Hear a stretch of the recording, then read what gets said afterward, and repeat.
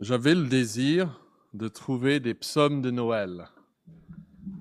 Je pensais que ce serait même euh, une belle série, des psaumes de Noël. Et en réfléchissant à cela, un des psaumes qui m'est venu à l'esprit, que j'ai trouvé dans mes recherches, c'est le psaume 8. Donc, on va le lire et puis on va aussi tenter de la méditer et trouver sa relation avec l'incarnation de Jésus-Christ. Écoutons donc la parole de Dieu. Psaume 8, au chef des chantres, sur Gittite, psaume de David. Éternel, notre Seigneur, que ton nom est magnifique sur toute la terre. Ta majesté s'élève au-dessus des cieux, par la bouche des enfants et de ceux qui sont à la mamelle. Tu as fondé ta gloire pour confondre tes adversaires, pour imposer silence à l'ennemi et au vindicatif.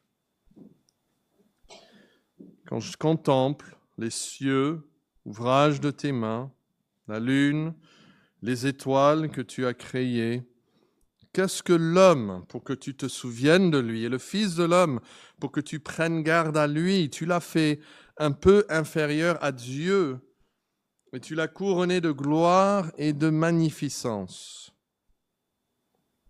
Tu lui as donné la domination sur les œuvres de tes mains. Tu as tout mis sous ses pieds.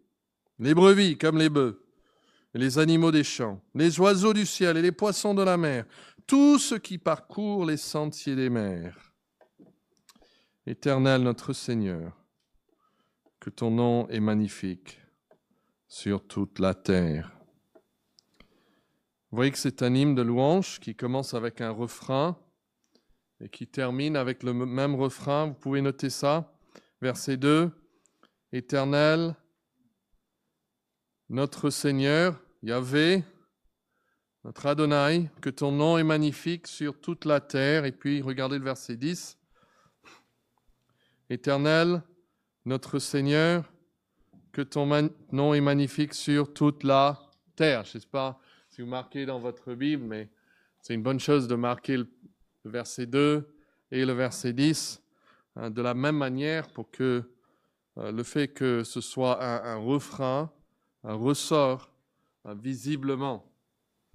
C'est la proclamation initiale et finale du nom majestueux de Dieu, que ton nom est magnifique sur toute la terre. Ça, c'est le sujet. Éternel, Yahvé, notre Seigneur, son nom est magnifique. Et donc, ça va être une méditation sur ce fait. Alors, si on enlève la dernière partie du verset 2 et puis le verset 3, si sur la fiche là, vous pouvez les oublier, ne pas le lire, faites comme si ce n'est pas là. Ce que vous avez, c'est deux strophes qui sont parallèles, en tout cas ils ont la même longueur. Dans nos Bibles françaises, ça fait 3 versets chacune de ces strophes. On a la première strophe qui va du verset 4 à 6 et la deuxième strophe qui va du verset 7 à 9. Vous voyez un peu la structure. On a refrain au début à la fin.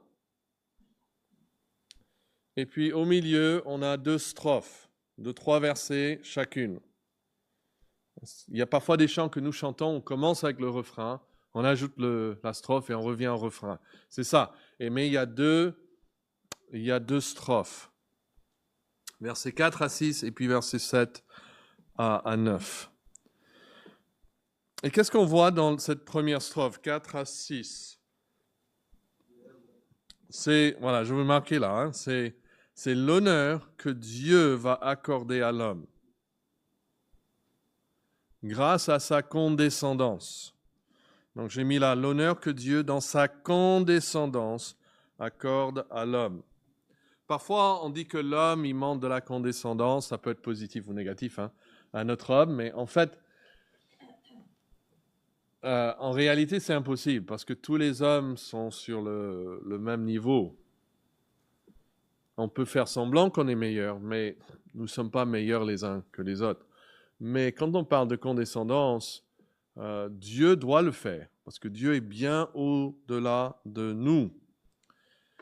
Et qu'est-ce qu'il dit ici? Quand je contemple les cieux, ouvrage de tes mains, la lune, les étoiles que tu as créées, qu'est-ce que l'homme pour que tu te souviennes de lui? Et le Fils de l'homme pour que tu prennes garde à lui? Tu l'as fait de peu inférieur à l'homme, et tu l'as couronné de gloire et de magnificence. Je pense que ça démontre que David contemplait souvent la nature de Dieu. On peut lire le psaume 19 et on le voit aussi. Mais qu'il était très familier aussi avec la Genèse. On est en train de lire presque un commentaire sur Genèse 1 et 2. On le verra encore au verset 7, où il dit que tu lui as donné la domination sur les œuvres de tes mains. Mais vous savez, en Genèse 1, Dieu crée les cieux et les étoiles, il crée la terre, et en dernier, il crée l'homme.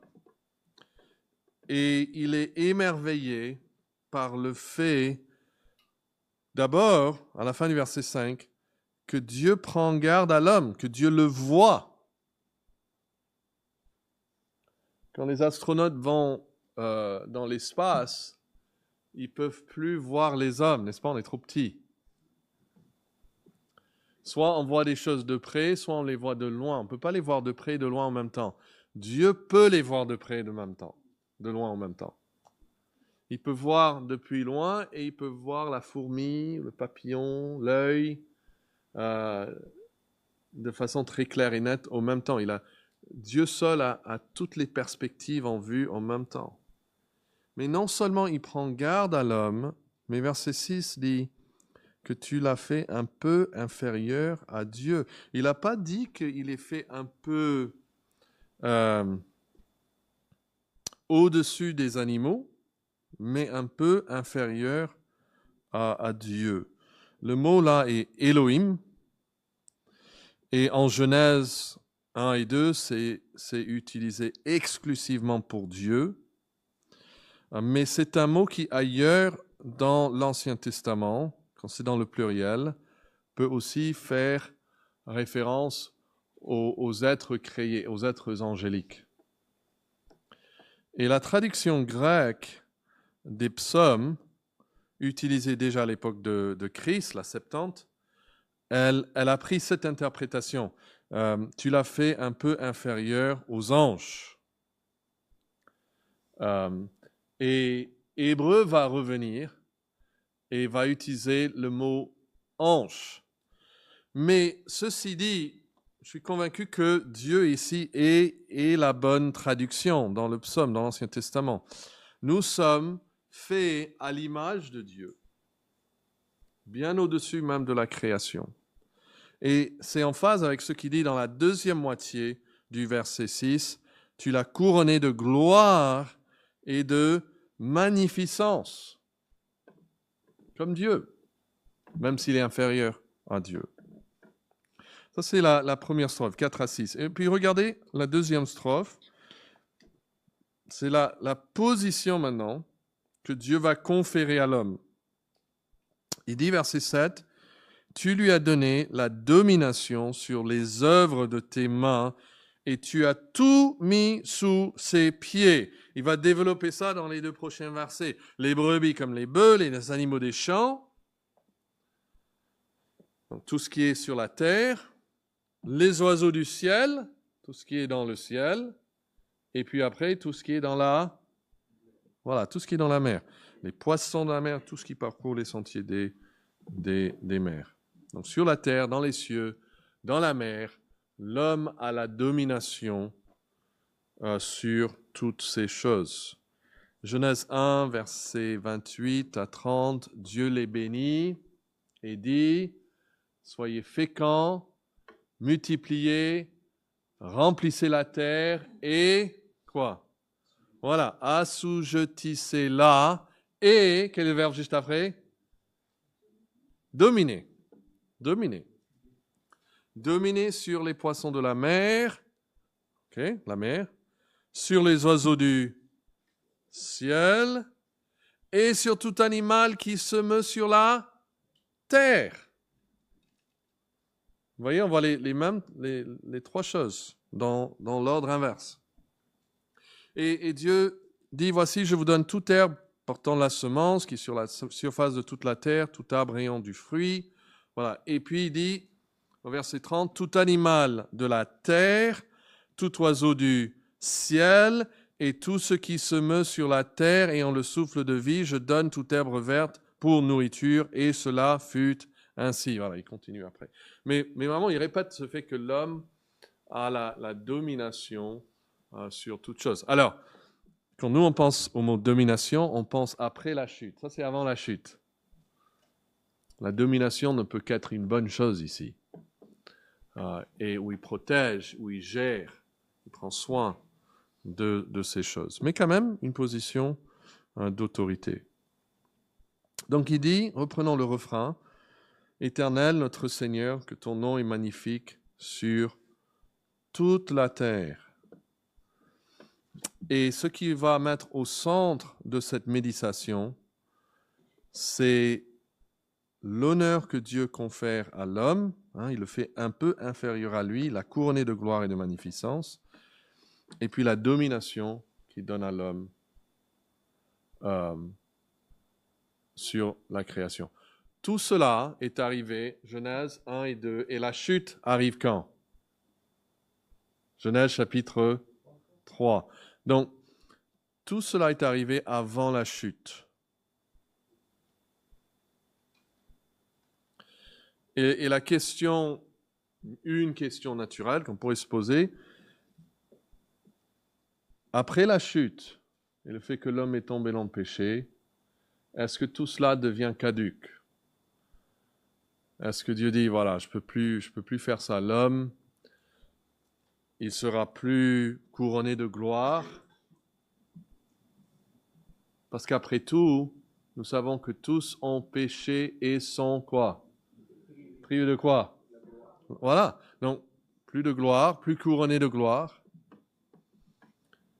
Et il ne va plus dominer non plus sur la terre. Et quand vous lisez ce qu'il dit en Genèse 3, nous voyons ça aussi. Il dit que l'homme, maintenant, c'est par la sueur de ton front que tu vas travailler, ça va être difficile, ça sera plus comme avant. Tu vas voir que tu vas plus dominer la terre comme avant. Donc, on peut se dire, bon, c'est la fin de ces choses. Alors, gardez ça un peu en suspens, cette pensée-là. Et ajoutons maintenant ce que nous avons sauté. Et ça, c'est la fin du verset 2 et le verset 3, qui nous donne un principe fondamental. Alors, notez-le. Dernière ligne du verset 2. Ta majesté s'élève au-dessus des cieux. Alors ça c'est en phase avec le verset 2. On comprend pourquoi on l'a laissé là dans le verset 2. Éternel notre Seigneur, que ton nom est magnifique sur toute la terre. Ta majesté s'élève au-dessus des cieux. Mais quand vous regardez la fin du psaume, Éternel notre Seigneur, que ton nom est magnifique sur toute la terre, il n'y a que ça. Donc, on va prendre ta majesté s'élève au-dessus des cieux comme étant séparé. Et en fait, dans l'hébreu, c'est vraiment une nouvelle phrase. Alors, notez ce contraste maintenant. Ta majesté s'élève au-dessus des cieux par la bouche des enfants et de ceux qui sont à la mamelle. Tu as fondé ta gloire pour confondre tes adversaires, pour imposer le silence à l'ennemi et au vindicatif. Alors, est-ce que cela vous paraît frappant, ce contraste? Réfléchissez encore. ta majesté s'élève au-dessus des cieux.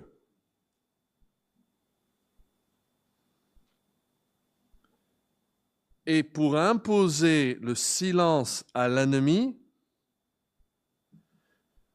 pour confondre tes adversaires, pour démontrer ta gloire, je lis le verset 3 à l'envers, Dieu va faire quoi? Il va tout faire ça par la bouche des petits. C'est vraiment frappant. C'est pour ça que j'ai mis comme principe fondamental la puissance majestueuse. Ta majesté s'élève au-dessus des cieux. Et il va confondre ses ennemis, les rendre au silence. Donc c'est sa puissance. Ça se manifeste dans la bouche des enfants de ceux qui sont à la mamelle. Ça se manifeste dans la faiblesse de l'homme. Deux choses ici. Ce qui est intangible, c'est la bouche, c'est-à-dire par des paroles. Et puis, ce qu'on peut voir, quand on regarde qui parle, c'est des enfants. Alors, Dieu aime démontrer sa puissance dans la faiblesse de l'homme. Si on pense à la chute, Dieu vient et il parle au serpent. Qu'est-ce qu'il dit au serpent? Il a dit, il admet que le serpent a trompé Ève, que Ève s'est mise du côté du serpent, qu'elle est en amitié avec le serpent, et il dit, je vais casser cette amitié, je vais mettre l'inimitié entre toi et la femme, et entre ta postérité et sa postérité.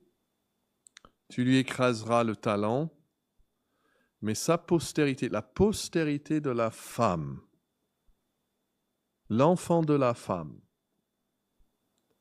va écraser ta tête. On voit que Dieu, tout de suite, il annonce qu'il va utiliser la faiblesse de l'homme, la faiblesse de Ève,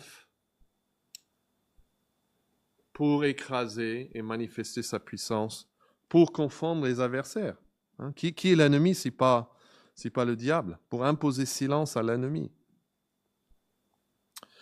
Et Dieu va accorder quand même sa grâce et sa gloire à l'homme.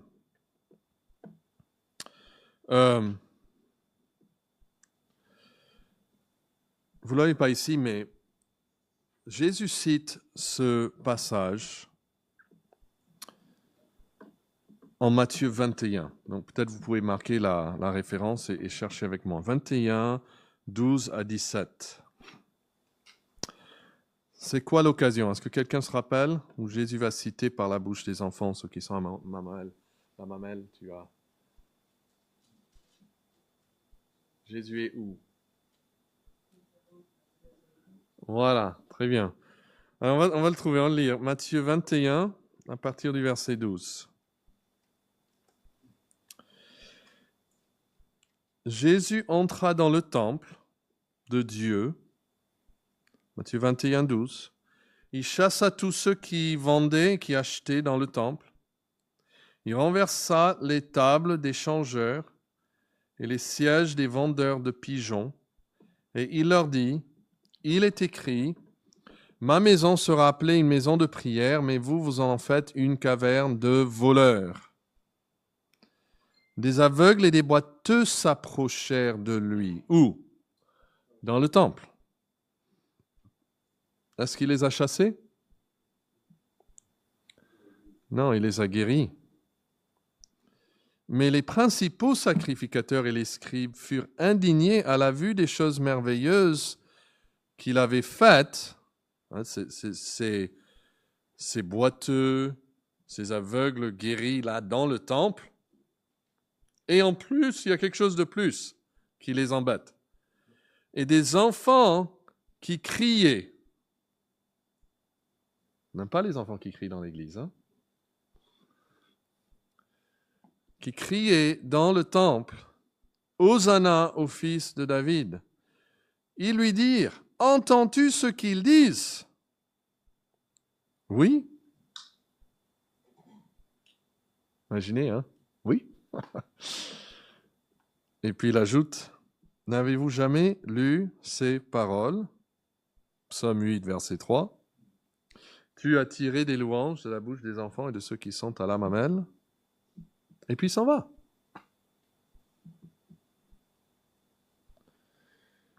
Alors, notez ici ceux qui chassent et ceux qui l'encouragent. Il y a 3 occurrences de cette phrase dans le temple. Moi, je suggère même de le souligner, de l'entourer. Regardez le verset 12. Jésus entra dans le temple de Dieu. Bon, ça fait 4 si on compte ça, dans le temple de Dieu. Donc, il y a Jésus qui est dans le temple de Dieu. Et il chassa tous ceux qui vendaient et qui achetaient où? Dans le temple. Et puis verset 14, des aveugles et des boiteux s'approchèrent de lui. Où? Dans le temple. Je ne veux pas qu'on l'oublie. Et puis, à la fin du verset 15, il y a des enfants qui criaient où? Dans le temple. Alors, je pense que le contraste est clair. Il y a d'un côté, verset 12, qui est dans le temple au verset 12? Ceux qui vendaient et qui achetaient. Eux, ils sont dans le temple. Et puis, verset 15, il y a aussi les principaux sacrificateurs et les scribes, parce que ça dit « à la vue des choses », ça veut dire qu'ils sont aussi là, ils sont dans le temple. Donc, d'un côté, il y a ceux qui achètent et qui vendent, et Jésus va les chasser de son temple. Et on pense souvent à ça. Mais pour moi, en tout cas, je n'ai pas souvent pensé au fait qu'il y a ce contraste après avec ceux qui l'accueillent. À leur place, il les chasse, mais après, regardez le verset 14, des aveugles et des boiteux s'approchèrent de lui dans le temple. Et c'est comme s'ils prennent la place de ces personnes qui achètent et qui vendent. Et eux, il les reçoit avec des bras ouverts. Et puis, verset 15, il y a aussi qui dans le temple? Il y a des enfants qui crient dans le temple. Et Jésus va défendre, en fait, ces enfants devant les pharisiens. Donc, il y a les pharisiens et ceux qui achètent et qui vendent. Et là, on voit que Jésus va soit les chasser, soit les critiquer. Et puis, de l'autre côté, il y a des aveugles, les boiteux et les enfants. Et Jésus va les recevoir dans le temple. Il fait une distinction ici. Et pour expliquer cela, il dit, vous savez, n'avez-vous pas lu? Il dit, vous aurez dû réfléchir à ce que Dieu a dit, que lui tire sa gloire des choses qui sont faibles. Et je pense que l'application n'est pas seulement pour les enfants, quoique c'est pour les enfants, mais c'est aussi pour les boiteux, les aveugles, ceux qui sont considérés probablement comme impurs même par ces personnes. Jésus veut la gloire des simples. C'est pour ça on aime bien que les enfants soient là quand on loue le Seigneur. Hein. Autant que possible, on veut que les enfants soient avec nous. Parfois les plus jeunes, on les laisse partir pendant la prédication, mais Dieu désire entendre l'adoration même des enfants. Et ça démontre sa gloire.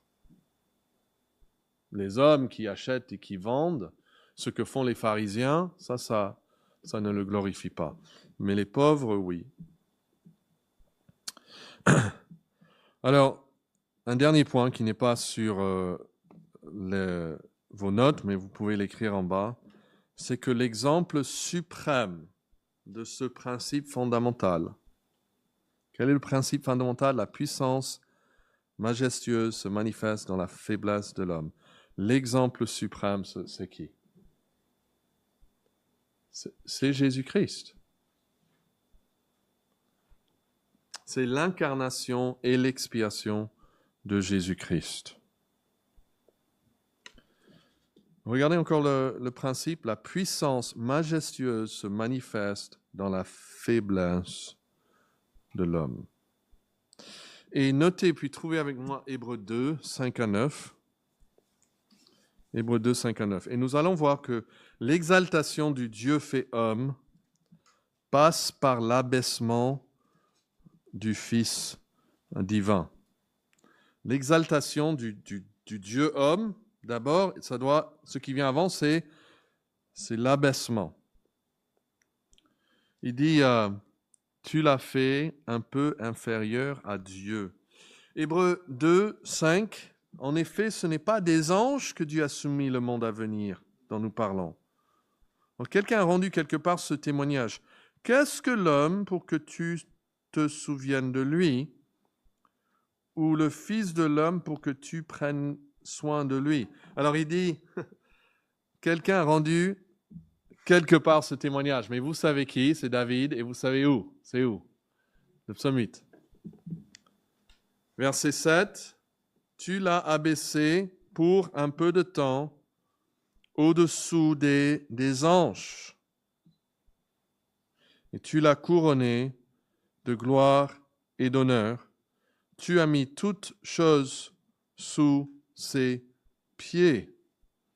Et il va l'appliquer à qui spécifiquement? Continuez. En effet, en lui soumettant toutes choses, Dieu n'a rien laissé qui ne lui soit soumis. Cependant, nous ne voyons pas encore maintenant toutes choses, que toutes choses lui soient soumises, mais celui qui a été abaissé pour un peu de temps, il cite encore, au-dessous des anges, virgule, et c'est qui? Jésus. Nous le voyons couronné de gloire. Encore, c'est une citation du psaume 8. Couronné de gloire et d'honneur à cause de la mort qu'il a soufferte. Ainsi, par la grâce de Dieu, il a souffert la mort pour tous. Alors, vous voyez, Jésus est l'exemple suprême. Il s'est humilié, il a été abaissé pour un peu de temps au-dessous des anges pour être après couronné de gloire. Pour l'homme, pour nous, pour Adam, le premier Adam, ce n'est qu'une exaltation. Il dit, tu l'as fait un peu inférieur à Dieu, ou même si on dit tu l'as fait un peu inférieur aux anges, même ça c'est une exaltation, vous voyez? Parce qu'il n'a pas fait comme les animaux, il n'a pas fait comme les poissons. Non, il a fait un peu inférieur à Dieu et tu l'as couronné de gloire et de magnificence. Mais pour Jésus, d'être à ce stade un peu inférieur aux anges, il doit être abaissé. Vous voyez? Adam, la Bible dit, il prend la poussière, il souffle dans ses narines, il devient un être vivant, il est exalté, parce qu'il commence dans la poussière. Mais Jésus, pour arriver au même stade d'Adam, il doit être abaissé, il descend. Ça, c'est Noël. Jésus descend et il est humilié. Mais tout ça pour être après couronné de gloire. Philippiens 2, il s'est abaissé jusqu'à la mort, même jusqu'à la mort de la croix, et c'est pourquoi Dieu l'a aussi souverainement élevé. Regardez un autre passage en Éphésiens 1, si vous voulez bien.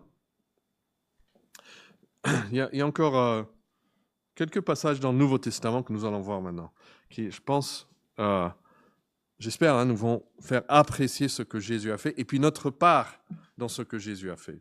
Éphésiens 1, verset 18, il commence à prier pour les chrétiens et il demande que Dieu illumine les yeux de votre cœur pour que vous sachiez quelle est l'espérance qui s'attache à son appel, quelle est la richesse de la gloire de son héritage qu'il réserve aux saints, et quelle est envers nous qui croyons l'infinie grandeur de sa puissance, se manifestant avec efficacité par la vertu de sa force. Et au verset 20, il va parler de cette force de Dieu. Il l'a déployé en Christ en le ressuscitant des morts et en le faisant asseoir à sa droite dans les lieux célestes, au-dessus de toute domination, de toute autorité, de toute puissance, de toute dignité, de tout nom qui peut être nommé, non seulement dans le siècle présent, mais encore dans le siècle à venir. Et puis, la première partie du verset 22 dit quoi? Il a tout mis sous ses pieds. Il a tout mis sous ses pieds. C'est une citation du psaume 8, verset 7. Tu as tout mis sous ses pieds. Il a exalté après son humiliation. Et puis 1 Corinthiens 15, versets 25 à 27. Car il faut qu'il règne jusqu'à ce qu'il ait mis quoi? Tous ses ennemis où? Sous ses pieds. Encore une allusion au psaume 8. Et le dernier ennemi qui sera réduit à l'impuissance, c'est la mort. Et la première partie du verset 27, Dieu, en effet, et là, direct citation, a tout mis sous ses pieds. Dieu l'a fait. Il l'a exalté. Donc, Dieu, le principe ici, c'est que la puissance majestueuse se manifeste dans la faiblesse de l'homme. Et Jésus est l'exemple suprême dans son incarnation, l'expiation, c'est qu'il sera, il recevra tout cet honneur, mais en s'humiliant lui-même par avance. Et puis pour terminer, et là c'est beau notre application pour nous, c'est que l'exaltation du Dieu fait homme est partagée avec ses rachetés. Et là je vais, vous n'allez pas le chercher, mais je vais relire une partie de Hébreux 2. Il convenait, verset 10 maintenant, il convenait en effet que celui pour qui et par qui sont toutes choses, et qui voulait conduire à la gloire beaucoup de fils. Vous voyez, c'est ça que Dieu voulait faire avec Christ. Il voulait conduire à la gloire beaucoup de fils. Et puis ça parle du fait qu'il est devenu comme nous. Ils sont appelés fils, plus tard ils sont appelés frères dans ce passage. Et puis si vous êtes encore en Éphésiens 1, 18, rappelez, on a dit que, reprenez là au verset 22. Il a tout mis sous ses pieds, Éphésiens 1, 22, et il l'a donné pour chef suprême à qui? À l'Église qui est son corps. On voit qu'il l'a fait pour nous. Il l'a fait pour nous. Et puis Apocalypse 5, versets 8 à 10, Apocalypse 5, 8, il y a ces êtres, ces 24 vieillards qui prosternent devant l'agneau. Ils chantent un cantique nouveau et disent, tu es digne de prendre le livre, d'en ouvrir les sceaux, car tu as été immolé et tu as racheté pour Dieu par ton sang des hommes de toute tribu, de toute langue, de tout peuple et de toute nation. Et tu as fait de quoi? Un royaume et des sacrificateurs pour notre Dieu. Et ils régneront sur la terre. Nous allons régner avec lui. Donc, pour revenir à ce psaume, on contemple les cieux, on dit, mais quel est l'homme? Tu l'as fait un peu inférieur à Dieu, tu l'as couronné de gloire et de magnificence. Oui, mais on a raté tout cela en Adam. Et la domination, est-ce qu'on va régner maintenant, après le péché? Et la réponse est oui, grâce au dernier Adam. Parce que pour venir au même niveau où était le premier Adam, lui, il doit s'abaisser. Pour lui, être fait un peu inférieur aux anges, c'est un abaissement. Contraire au premier Adam, c'était déjà un élèvement. Mais il le fait, il descend jusqu'à nous pour quand il remonte avec nous. C'est comme il dit de ces aigles mères qui volent avec leurs petits, parfois il les laisse voler, et le petit, il essaye de voler, mais il commence à chuter. Et que fait la mère? Elle laisse chuter parce qu'elle veut qu'il apprenne à voler, mais après, elle peut descendre comme une flèche. Elle peut aller juste en dessous du bébé, et puis le prendre, et puis le relever. Et Noël, c'est ça, c'est Dieu fait homme qui descend jusqu'à nous pour après nous nous relever avec lui. Adam, le premier Adam, il a été élevé, il a chuté. Mais le deuxième Adam, il a chuté, pas dans le péché, hein, dans toutes les circonstances sauf le péché, mais il est descendu pour après nous relever avec lui. Et nous régnerons avec lui sur la terre. Donc ce Noël, voici un des psaumes que nous pouvons méditer. La puissance majestueuse manifestée dans la faiblesse de l'homme, et la puissance de Dieu se manifeste dans la faiblesse de Jésus-Christ. Là, mourant sur la croix, ou même dans l'étable, né dans une étable. Quelle humilité, quelle faiblesse. Et mourant sur la croix, ça c'est notre gloire. Donc prions ce soir avec joie dans nos cœurs.